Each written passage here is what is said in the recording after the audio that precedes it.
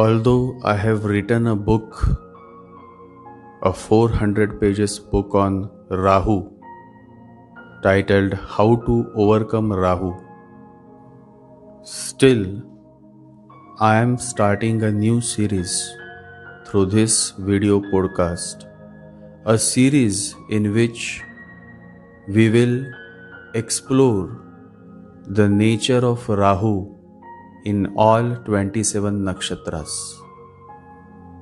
Because Nakshatra signifies the nature, while the zodiac sign signify the quality.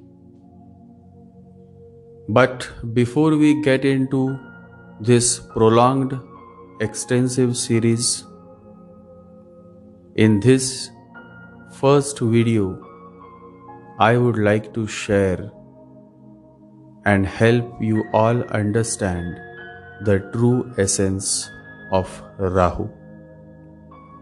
Rahu is your desire. Rahu is your ambition. Rahu is your ignorance. A wise man always keeps himself away from ambition, an ambitious person as well. Ambition starts in such a way that you never become aware what poison it contains. The bottle of ambition contains pure poison, but the label says it is pure nectar. Ambition and ambitious men or women have made this beautiful planet a hell. All the dictators that history has witnessed have been too ambitious, and in their mad pursuit they have literally crushed humanity in a very cruel, insensitive way. That is the way of Rahu. My fellows, be aware of Rahu men and Rahu woman. But incidentally, the majority of men and women who come to me for consultations are Rahuish by nature. And that is natural. Only a patient will come to seek medicine. Only a troubled man, a lost man, will come to seek help. Alexander the Great was also a Rahuish man, an epitome of ambition. He comes to Diogenes, the divine master, and says, I want to be like you. In my next birth, if God asks me what you want to be, I will say, Diogenes. I want to be like Diogenes. Now just meditate on Alexander's words. He says that he would like to be Diogenes. Diogenes was a naked man. He moved naked around the town, and yet people came from faraway lands just to meet him, just to see him, just to listen to his golden words. Diogenes was an enlightened being. Looking at Alexander the Great, Diogenes says, it seems that you are stupid. Why you want to wait for next birth? You can be Diogenes this birth itself. Come, join me and relax. Real saints are lions and not cats. Alexander was taken aback. Nobody had dared to talk to him in this way. Nobody had called him stupid. But looking at the master, Diogenes, he realized that this man is something. That this man is special. There was certain glow to his presence. And so Alexander said, I cannot come to you this birth because I have to yet conquer the whole world. Only when I conquer the whole world, I will come to you. And this is exactly what you all have been doing your whole life. This is what a Rahuish man does. a Rahuish woman does. This is what they say: I still have to conquer many things, only then will I come to you. And you never come back. Rahuish nature will never let you return back to the source. Diogenes says to Alexander, nobody comes back, you will also not return. Alexander never returns. He dies in a foreign country, neither he was able to conquer the whole world, and nor was he able to experience the peace, the bliss, the eternal joy within. And this is the state of all Alexanders of this human world. And I meet almost every day one Alexander, because we have Alexanders in majority and Diogenes in minority. The last words of Alexander the Great were, all is vanity. And then he died. He died a poor man, empty, exhausted, utterly disillusioned, utterly disappointed. This is the story of Alexanders of this world. This is the story of all Rahuish men and Rahuish women of this human world. The Mughal Emperor Aurangzeb, another Rahuish man, while on his deathbed, writes to his son. He writes, my years have gone by profitless. God has been in my heart, yet my darkened eyes have not recognized His light. There is no hope for me in future.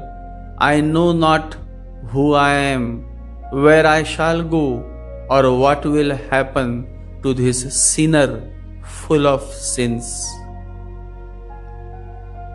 Understand the fact that these words are written by a man who was ruling the whole Indian subcontinent.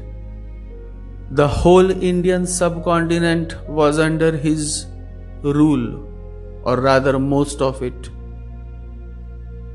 And yet, at the last moment of his death, while on his deathbed, he is a totally lost man.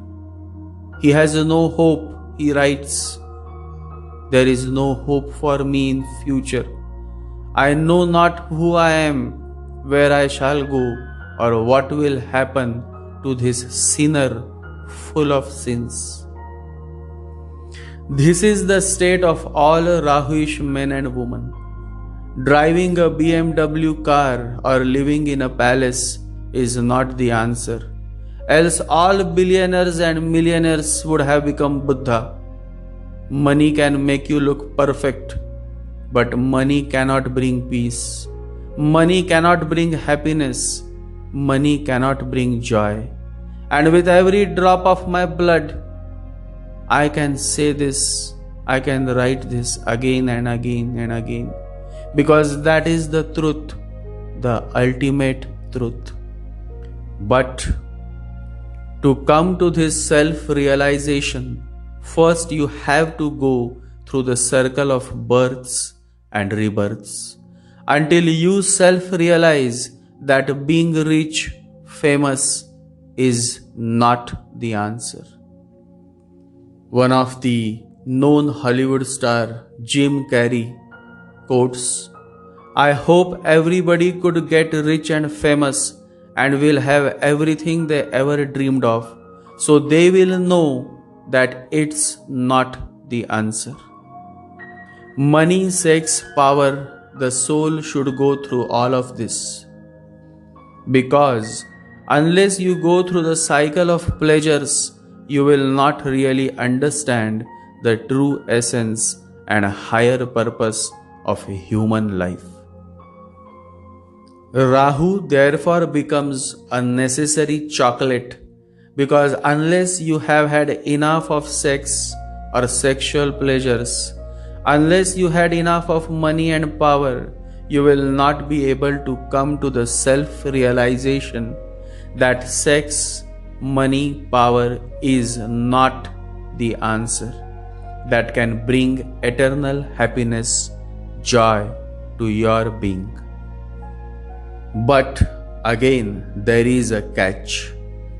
Out of a million souls, only few, after going and experiencing all of it, come to the self-realization that this, that is sex, money, power, is not the answer. These few are the blessed ones. They may have been the greatest bhogi, meaning pleasure-seeking, Rahuish men and women, but they are the ones who actually transform to the greatest yogi, meditative beings. And history has been witness to many such real-life examples. Ratnakar, the thief, the murderer, the looter, becomes Saint Valmiki. Saul, the richest man in Jerusalem and who hated the Christians, who caused much trouble to Jesus, later realized the greatness of Jesus, the divinity of Jesus. And it is said that this Saul later transformed and became one of the greatest saints, and Saul became Saint Paul. Always remember, a sinner can always transform into a great saint. In fact, a sinner has more possibility to become a great saint, because whatsoever he does with totality, with devotion, with intense passion. And that is exactly what is needed, says Saint Kabir. Kabir says, I don't want heads, I want only hearts. It is easier to transform a sinner into a saint. It is much convenient to transform a madman into an enlightened being. And that is exactly what Avatar Meher Baba did. He transformed many madmen into enlightened being. When someone asked Meher Baba, why you spent your time on insane people when sane people are also available and they want your time? Meher Baba said, the madman is already out of his mind, but through the wrong door, that is, in unconscious state. We just have to tell him it is good to be out of your mind, but through the right door, that is, through the state of consciousness. So beautiful and so deep. And Meher Baba did a miraculous job. He transformed many madmen and women into enlightened beings. It is a strange world. Here really great things are never rewarded. Nobody has bothered about Meher Baba. Mother Teresa will get a Nobel Prize because she looks after poor orphan children. And nobody thought of giving a Nobel Prize to Meher Baba, who really did a miraculous job, and he was the only man after centuries. Indeed, being out of the mind is a great state, but it has to evolve through conscious way and not unconscious way. The question whether Rahu is necessary or not necessary just cannot arise, because our birth happens because of our desires. And so Rahu is at the root of our existence. Always remember, desires cannot be dropped until you wake up. Millions of people have lived in the monasteries, monks and nuns and all kind of ascetics, torturing themselves in the hope, in the desire that this is the way to destroy desires. When the desires are destroyed, they are going to attain to heavenly pleasures. And those pleasures are real pleasures. They are not momentary. like the pleasures on this earth. How can you drop desire by creating a new desire, a far more dangerous desire? Religious people are more in the grip of desire than the non-religious people. The non-religious are satisfied with small things, a good house, a beautiful wife, children, a little bank balance, small things. But religious people go on condemning these people as sinners, and they themselves are saints because they want a bank balance in the other world and a bank balance which will be inexhaustible. It is very difficult to drop desire unless you wake up. You cannot drop desire. Desire is a natural phenomenon when you are asleep. Desire is dreaming and nothing else. When you wake up, dreams disappear, and when you wake up, desires disappear. Rahu is the desire that has been driving you many births and rebirths, and you have been going through this many cycle of desires in unconscious state. You are still sleeping, and so the desire remains. Rahu remains. So you see, my fellows, the real fight should be with the sleep, that is the unconscious state of your being, and not with desires.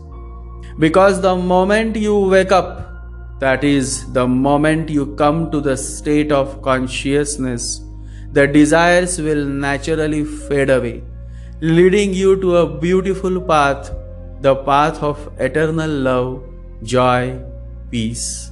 And that is indeed the beginning of a wonderful journey, the spiritual journey. Always remember, to be conscious of being, you need to reclaim consciousness from the mind. This is one of the most essential tasks on your spiritual journey. It is said that the moment you recognize the real problem, the solution can be found within a few minutes. That is why the wise always spends more time in identifying the real problem. Albert Einstein, one of the greatest scientists and the man whom I admire the most, says, "If I had an hour to solve a problem, I would spend 55 minutes thinking about the problem and just 5 minutes thinking about solutions." Friends and all my followers and fellow travelers, this series of Rahu in all Nakshatras is simply to find the nature of your desire. Of course, it cannot be mentioned in details, but just the essence of the matter is enough for a real seeker to get going. As this series begins, we will self-explore certain trains of desires that Rahu brings when it falls in a specific nakshatra. Rahu in the 27 nakshatras, and now the journey of insights and sharing begins. Sharing is caring. You stay tuned because the next video will be on Rahu's presence in the nakshatra of Shatabhisha, Adra and Swati. Love to you all, especially to all my followers and readers on Quora. Stay blessed and always remember to meditate every day. 1 hour in the morning and 1 hour in the evening. And always be aware that it is not necessary that when you love somebody, the person has to love you back. That is where we all go wrong. When you love, you simply love. Then don't expect anything in return, because that is the real essence of true love.